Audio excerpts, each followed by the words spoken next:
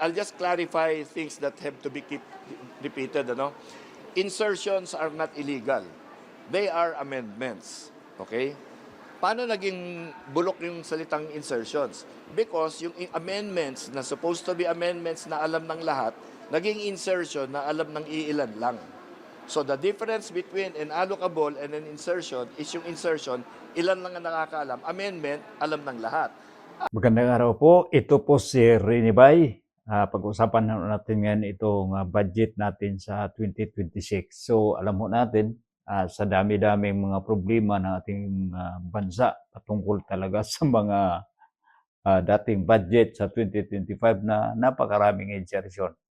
Pero ganun pa naman, wala pa namang naiba. Marami pa rin insertion yung nagaganap sa ngayong budget sa 2026. So ito kasi mga kababayan, kahit alam natin na ilan sa may mga mambabatas doon sa House na hindi sang-ayon doon sa mga insertion, at saka wala pa maring magagawa sila dahil ilan nakakarampot lang yung mga ayaw nila doon sa mga insertion. Karamihan sa kanila sang-ayon dahil pinapaliwanag ng iba na itong mga amendments or insertion, ito daw sinasabi na amendments ay alam ng lahat. At saka itong insertion, ilan lang ang nakakaalam. Yun lang ang parang ginawa nila ng malinaw na kahulugan. Pero yung insertion at saka itong amendments, iisa lang ang layunin. Pero nagkataon lang ito na nagiging mag-take advantage itong mga mambabatas natin o itong tinatawag nilang mga proponents. Sinasabi naman ni Labiste na lahat naman sila ng mga mambabatas ay hiningan sila ng mga listahan para doon sa mga budget sa DPWH para doon naman sa mga distrito nila. Wala naman sanang masama yon. Ang importante lang, sabi nga ni Labiste, ang importante lang na malaman ng tao. Kaya nga, malinaw na malinaw, pag halimbawa, may amendments ka, kailangan na ipapaalam mo lahat. Pero pag sabing insertion, ikaw lang nakakaalam. So, yung sabi ng isip ko na ito talagang insertion, ginagamit ito, halimbawa, itong amount na to, ay pwede mo namang ibubulsa or pwede mong sabihin natin na igawa mo ng project. Pero paliwanag pa naman ng isang mambabatas na si Puno ay yung mga project, hindi naman talaga yon yung pera andoon sa mga kongresista o sa mga mambabatas o itong mga proponents. Andoon naman pala doon sa DPWH. Pero yun nga, ang problema kasi, may mga mambabatas tayo, may mga congressman tayo na may mga kamag-anak na mga kontraktor or sila mismo ang mga kontraktor. So, may mga conflict of interest. Talaga, hindi talaga yun magaganda dahil pag ganun talaga ang mangyari na ikaw ang nagdadala sa budget tapos kamag-anak mo o ikaw mismo ang may-ari ng mga kontraktor, malamang sa bidding yung talagang panalong-panalo. Kaya dito naman tayo sa halaga ng budget natin sa 2026 ay nagkaroon ito ng nasa 6 trillion plus. So, okay to, mas marami tayong pera. Hindi naman natin sinasabi na kahit nangungutang itong bansa natin, napagkaganda na mas malaki ang budget natin taon-taon dahil alam mo natin, ang dami nating gastusin at alam mo natin pag ibabalik natin sa sarili natin, halimbawa tayo sa ngayong araw ay katapusan na ng 2025, pag may pera ka na nakalaan sa 2026, so sabihin natin itong taon sa 2026 may gagawin ka ng mga proyekto para ma-improve yung pamamahay mo or sa negosyo mo or ano-ano pa naman pa makatulong sa ating pamumuhay. Ganun pa man doon sa ating sa gobyerno talaga dahil may mga additional na mga empleyado sa mga government offices, government agencies, nagkaroon silang mga panibagong department nila na ginawa nila na institusyon na sa isang munisipalidad. So may dagdag silang mga empleyado. So maintindihan namin yon na talagang tataas-tataas ang budget. Ang sa atin lang talaga, yun talagang ninakaw. Wala tayong problema, wala sa palagay ko wala akong problema doon sa mga pasahod, sa mga benepisyo, sa mga manggagawa. Sang-ayon ako dyan. Pero doon talaga sa mga tinatawag nila ngayong mga proponents na parang mga padrino sa mga project dahil hiningi talaga ng DPWH, yun talaga ang mga kaugalian nila. Base ito ni Congressman Puno. Yung pinuna niya, yung sinasabi na Labiste, o sinasabi ni Congressman Labiste, na wala na may mali pala doon.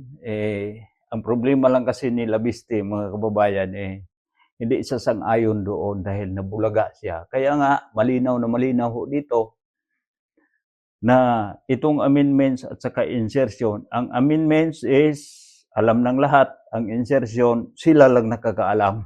Yun nga ang problema. Bakit may ililihim? Yun ang gusto ni Labiste na bakit hindi tayo transparent. So, yun lang ang isyo. Pero sa ganun pa naman, yun ang tinalakay ang gusto ni Labiste. Pero ang nangyari ngayon kay Labiste, si Labiste na mismo ang hahanapan, susukatin ang integridad ni Labiste. Instead na ang integridad ng mga files na hinawakan niya, yun ang imbestigahan, yun ang susukatin kung ano ba talaga to. May substance ba talaga to na magtuturo doon sa mga sino bang gumawa ng formula doon para magkaroon ng automatic na mga manghingi ng mga amount or listahan or saang bandang mga distrito natin ilalagay yung mga budget para sa DPWH. Alam mo natin ang DPWH yun ang pinakamalaking agency ng gobyerno, pangalawa doon sa ating edukasyon. Dahil yun na talaga ang gumagawa, nagme-maintain ng ating mga vital na may infrastructure sa bansang Pilipinas, mga tulay, karsada, kung anong may mga kalamidad o kung may masisira, ma-repair agad, maibalik agad yung natin. Stability sa ating transportasyon at saka access sa mga tao para makamobilize. Alam mo natin, isa sa mga vital program sa bawat bansa ay infrastructure. Tulad lang sa kinaroroonan ko sa UAE. Nila sa mga istruktura.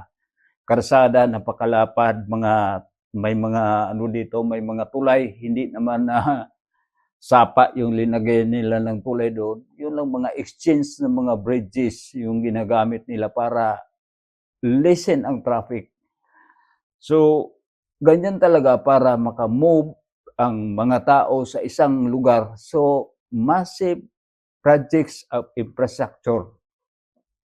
Yun ang hangad sa bawat Pilipino na magkaroon tayo na magagandang daanan, magagandang tulay, madalang ang traffic. Pero hanggang panaginip lang muna tayo dahil alam mo natin ngayon, sa akin lang frustrated ako doon sa mga nangyayari sa ating bansa patungkol dito sa mga maanumaliyang mga proyekto nila. Okay lang yung ninakaw mo yung proyekto na masasabi mo na substandard, at least may nakita ka. Ito talagang mga proyekto natin na wala naman talagang nakikita pero nababayaran ng ating gobyerno. Andoon na nakasalalay ang ating pira, ang ating mga buwis. So ito po, sana naman ngayong pagtatapos ng taon 2025, kahit sabihin natin na ang nangyayari, ang kaugalian ng mga mambabatas sa pag-insert doon sa mga budget nila o amendments, kung ano pa mang termino, pero sa nakaraan ay yun ang tinatawag na pork barrel. So, hindi pa rin nawawala pala, pinalitan lang ng pangalan. Naku po, sana sa 2026, yung budget natin na 6 trillion plus magagamit ng maayos ng ating gobyerno at saka itong mga proponents na may mga insertion sila, sana naman wala naman kami magagawa dahil ano na nasa GAB na-approve na ng House at saka doon sa Senate. So hanggang magiging batas na yon, magiging GAA na yon dahil mapirmahan na ng Pangulo at ito ay pwede na natin magamit basta magiging batas na yung budget na yon.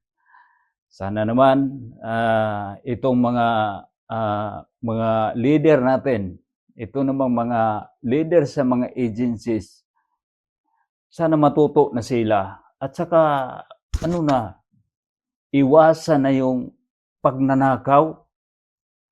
Iwasan na yung pagnanakaw. Masakit man sabihin, wala mang umamin na sila ay nagnakaw, wala magnanakaw na aamin talaga. Kaya sana naman ito lang ang wish ko, wish nating lahat ng mga Pilipino na sana tayong mga Pilipino, buong bansang Pilipinas magkaroon ng makulay na buhay, masayang buhay. Kahit sabihin natin hindi tayo magiging mayaman, at least ligtas sa sakuna, ligtas sa korupsyon, ligtas sa kriminalidad, iwas sa mga sakit. Yun ang pangarap ko, yun ang wish ko sa 2026. So pa si Rene Bay, Happy New Year and good luck sa ating lahat for the year 2026.